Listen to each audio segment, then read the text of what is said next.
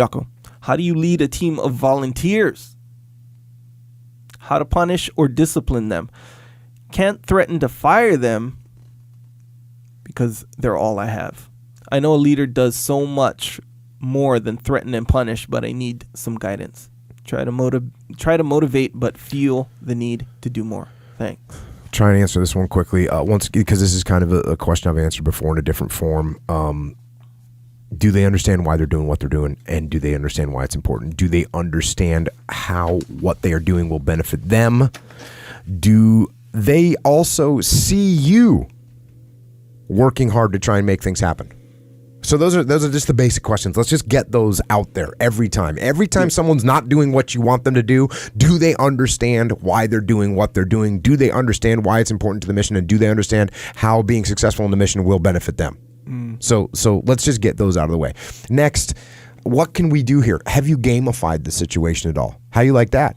Gamified, right? Have you gamified the situation? Because I realize that's a term that's getting thrown around now, but we would gamify stupid things all the time in the SEAL teams to make them fun. Yeah. Right? How much brass can you pick up? Let's see. Yeah. I'll pick up more than you. My squad will pick up more brass than you'll pick up. All of a sudden, we're running around the range trying to pick up brass. One of the most miserable things that you have to do in the SEAL teams is pick up brass off the hot range in the summertime.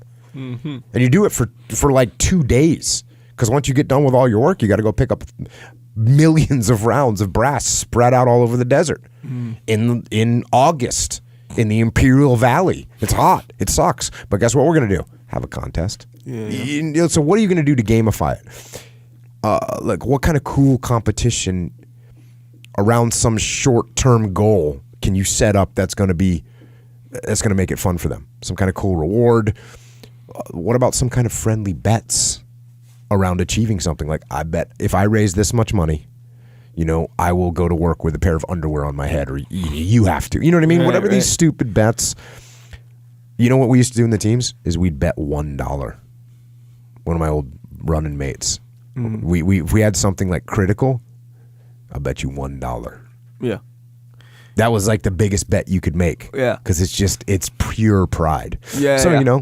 And then we'd always have fun if you were collecting or if you were giving the dollar. Collecting the dollar was just totally glorious. Yeah. Giving the dollar was shame. Yeah. Shame. So like you could add like, okay, when you give me this $1, A, it has to be in front of everybody. B, you have to, I don't know, you have to do it while like walking on your knees or something real kind of demeaning like that, Yeah. But we didn't even have to do all that. Yeah, because it was just understood. Between me and my running mate, if we won or lost the bet, it was like, what a loser. And you wouldn't even ask for the money. You just look at him. And this buddy of mine, he had one of the most classic looks. When he'd give you the look, when I'd lose a bet to him and he gave me the look, I wanted to cry. Yeah. He lost so much more than that $1. Yeah, lost a lot more. So maybe you make a bet for $1. And if that's not working, okay, now if that's not working, if you can't gamify, if you can't have fun with it, maybe ask them why they are there and figure out what their motivation is for being there and how you can tie that into something concrete. And then also, like you might have some people that aren't really into this. And then lower your expectations of this particular group of people and go out and recruit some people that want to get after it. Makes sense. Yeah. Have some fun. Fun goes a long way. Yeah. Fun goes a long way. Having fun doing things goes a long way. And that praise thing too, when you said like add like a reward or something for because a lot of times, especially volunteers, and we all feel this, like even at work, you can have like a super fun job, but people generally speaking tend to get complacent in one way or another. When things are routine or things are not as exciting or whatever. And when you're volunteering and that happens, it's kind of like you're not tied there by a paycheck, really. Which is just a powerful tie, that people have to work. It's like, I don't like my job, but it pays the bills, and paying the bills is a big deal, kind of thing.